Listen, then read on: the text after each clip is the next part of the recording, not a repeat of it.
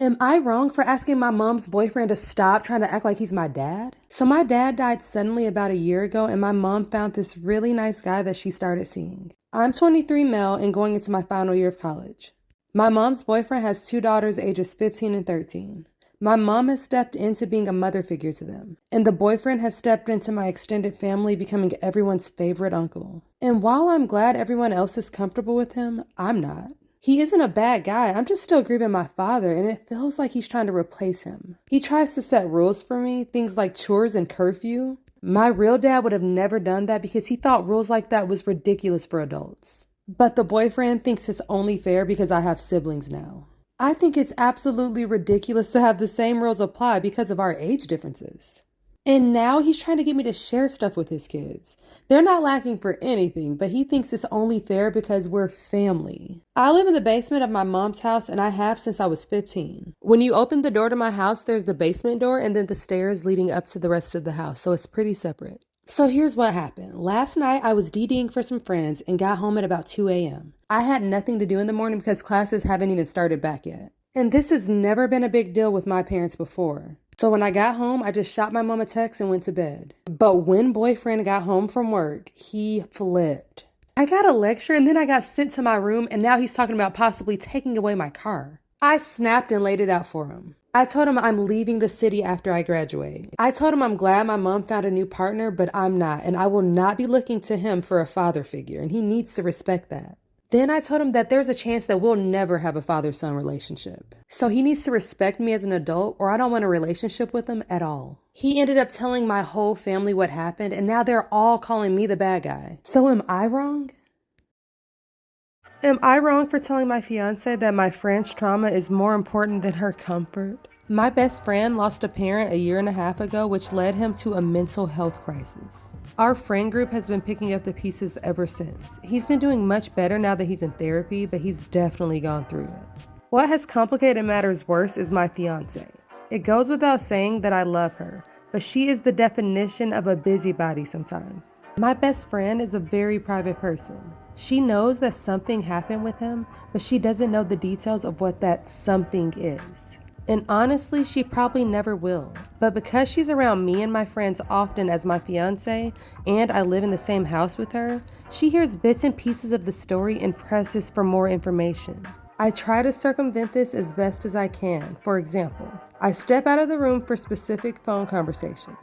But still, it's hard to limit the discussions about it sometimes. If it's necessary that we bring it up around her, we'll refer to it as the Nolan situation without giving specifics. Nolan will also stop by my place at night when he can't sleep.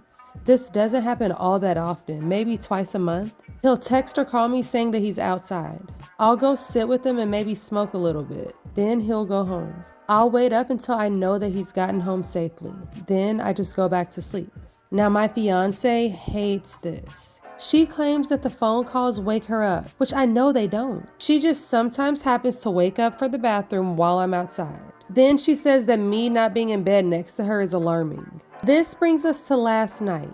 Nolan stopped by, and when I came back inside, my fiance said she was putting a stop to it. She said all the sneaking around is making her paranoid and that she doesn't feel like she can properly trust me or be part of my friend group without knowing the details. She also said that Nolan needs to stop relying on me so much. I told her that it doesn't matter if we're married, dating, or whatever. She will never have any ownership over my friend's trauma. And then I said that she's never going to be able to order me around in any regards to it. I also said that her comfort was less important than someone's actual physical well-being. But she was obviously hurt by this and went to stay at her mom's house after work today. So was I too harsh? Oh my gosh, obviously you were too harsh. Okay, this is your fiance. So I understand you want to keep the privacy for your friend. I totally get that. But there has to be some kind of compromise because you can't just go sneaking around and completely disregard your fiance's feelings. As far as the fiance, I honestly would not be able to be in a relationship with somebody that values my opinion that little. If he can't tell me a little bit about what's going on or at least make me feel comfortable about the situation, then truly it doesn't seem like he loves her that much. So I don't know. That's just my opinion. But you guys let me know in the comments what you guys think about this story. Do you think that he's been a little bit too harsh? Also, I want you guys to let me know what you think about my newest tic-tac-toe set. I tried out those little heart and star glitters with this one, and these are the results, guys. I think it came out super cute. So let me know what you guys think and rate it from 1 to 10.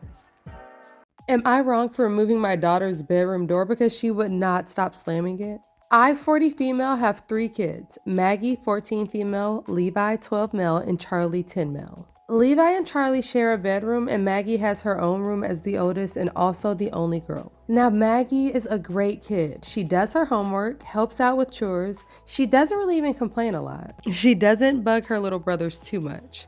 The issue is that she will not stop slamming her bedroom door. When she gets up to use the bathroom at night, she slams her bedroom door on the way out and then the way back in. When she gets up in the morning and goes to bed at night, she slams it.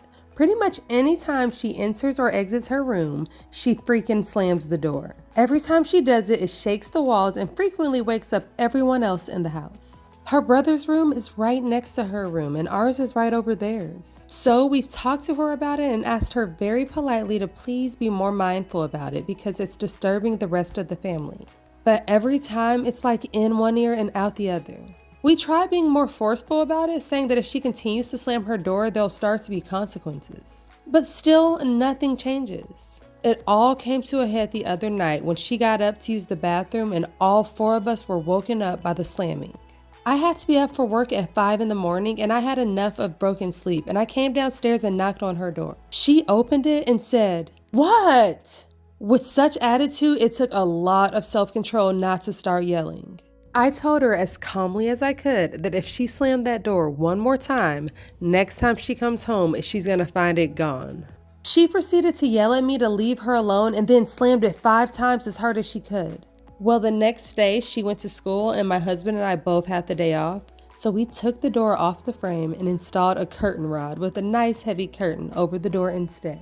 She came home and freaked out. She said we're being emotionally abusive and taking away her right to privacy. She sulked all weekend and won't talk to us now. My mother says I'm the asshole because I overreacted, but she doesn't have to deal with the house shaking. And I want to add that we completely respect each other's privacy in our house, which is why we hung up a heavy curtain. And we made sure that we couldn't see through it or around it. We even put little Velcro pieces on the walls and curtain sides so that it stays in place. She still has her physical privacy, which she is absolutely entitled to, but she can't slam a piece of fabric. We also have never and still don't go into her room unannounced and still knock on the wall to ask permission to enter. We've told her that we'll happily put her door back on once she agrees to respect the no slamming rule. So are we wrong? I don't know. I really cherish my sleep. So I swear if I had a teenager that for no reason was just slamming their room door every time they left it, I would definitely take the door off the hinges. Like, call me crazy. Honestly, it's just because I want to sleep. I want my sleep. Screw that. But on a bit more serious note, I am curious as to why she keeps slamming her door, because honestly, that kind of feels like a sign of disrespect towards her parents. So I don't know if there's something deeper there, but I just know that I wouldn't be dealing with any door slamming in my house. So let me know in the comments if you would take the door off the hinges. Also, guys, let me know which one of these 2 jars that I made in the video that you like the best. Am I wrong for lightly scolding a 12-year-old because the birthday gift that he bought for my son was broke? Recently, we had a birthday party for my 32 female son, 7 male. He invited some of his classmates and our neighbors' kids who he's close with. One of them was a 12-year-old boy who bought a dollhouse type thing which glowed and made noises if you pressed a button. We opened the presents later after the party, and even though my son was happy to receive the gift, I noticed that the toy had a cracked shoulder. The next day, when the boy came to play with my son and the other kids, I asked him who brought the gift, and he said that he did. I showed him the broken part and very lightly scolded him. I simply told him that if he's gonna spend money buying something, he should have at least checked to see if the thing worked. I gave it back to him and told him to ask the store to replace it since it's broken. I thought that it was a good life lesson and that he'll remember this. It'll help him when he buys something later on. It'll teach him not to waste his money. How is it OP's business to teach the neighbor's kid a life lesson? Oh, okay. I gotta finish reading, guys. I gotta finish reading. Because so far, I'm pretty annoyed. However, later that evening, his mom called and told me that I was very rude to her son. She said, and I quote, "If someone gives you a gift, you should just appreciate it and don't say anything, even if it's not that good, especially when it's a kid." Turns out he bought it with his own pocket money and he put a lot of thought into it. He did replace the gift, but he stopped coming over to play with my son since then. So am I wrong? I mean, I genuinely didn't mean to upset him. I didn't even really scold him. I talked to him very gently and only explained it to him. Dude, really? Yes, you're wrong. Yes, you're wrong. You don't talk to a kid. For one, okay, first of all, you're not supposed to try and teach someone else's kids life lessons like that. Like, you have no place to do that. But honestly, it's really just the principle. Like, a little kid brought you a gift. And instead of you just accepting it, your kid was happy with it. It was your kid's gift in the first place. Instead of you just accepting it, you decided to make the kid feel bad about something that he bought for your kid. Like, you definitely should be apologizing to that kid because there is no good reason to do that, in my opinion. Like, no. You guys let me know what you think in the comments, but I'm kind of mad at this OP. They need to redeem themselves. Okay, so I kept reading the post and they actually made an edit and I guess they've been getting a lot of hate comments, obviously. So they said, "All right, I'll accept that I was the asshole and apologize." I am very glad to know that because that poor kid did not deserve that. So you guys let me know what you guys think in the comments. And also, you have to let me know what you think about this Taurus jar that I made for a customer. She wanted purple and gold. So she wanted it with lights. I ended up making the whole jar without lights. Super annoying, but it was so pretty. The one without lights, I thought it came out so pretty. Then I remade it with lights. And I also love this one too. So let me know in the comments, you guys like it better with or without lights? And as always, thank you guys so much for watching, and peace. Am I wrong for wearing a wedding dress to a wedding? So my friend, 20 female, and I, 19 male, have been friends for a few years and she recently got engaged. A week ago, I got a DM from her for a small costume party that she was hosting as a celebration for her getting engaged. I asked if there was a theme and she said that there wasn't. I'm a cosplayer, so I had a lot of choices. I didn't want to rock up in an anime cosplay, so I thought it would be funny to go to an engagement party as the corpse bride. I arrived at her house yesterday and everything seemed normal. A few people complimented my costume and I was having a lot of fun. But after about 10 minutes, my friend's fiance walked out in a black tuxedo and announced that this was actually their wedding. Apparently, my friend saw a video of someone doing this and wanted to do the same. He then asked us all to go to the backyard for the ceremony to begin. I went straight to him and asked if I should quickly go home and change my outfit. He told me that it was fine since I didn't know that this was the wedding. I trusted him and followed everyone inside. They got married and everything seemed good. The reception was just in their house again, so everyone just walked back inside and picked up where they left off. I tried talking to my friend and celebrating with her, but she kept making excuses not to talk to me.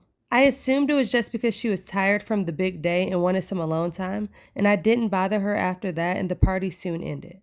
I got home and a half an hour passed when my phone started getting notifications. I checked and it was my friend texting me. She was cussing me out, telling me how I ruined her wedding. At this point, I was really confused and I asked her what I did wrong. That only made her more angry. She told me that it was basic knowledge not to wear a wedding dress to a wedding. I reminded her that I had no idea that it was a wedding and that I asked her husband if I should change and he said that it was fine. She didn't reply, but then I got a text from her husband. He asked why I would tell her that he said that it was fine. I told him that that's what he said. Then he said I should have just changed anyways and that it's my fault that they're now fighting over this. I tried texting her and telling her that I was sorry and that if I would have known it was this big of a deal, I would have changed. I woke up today and saw that her and her husband blocked me on everything.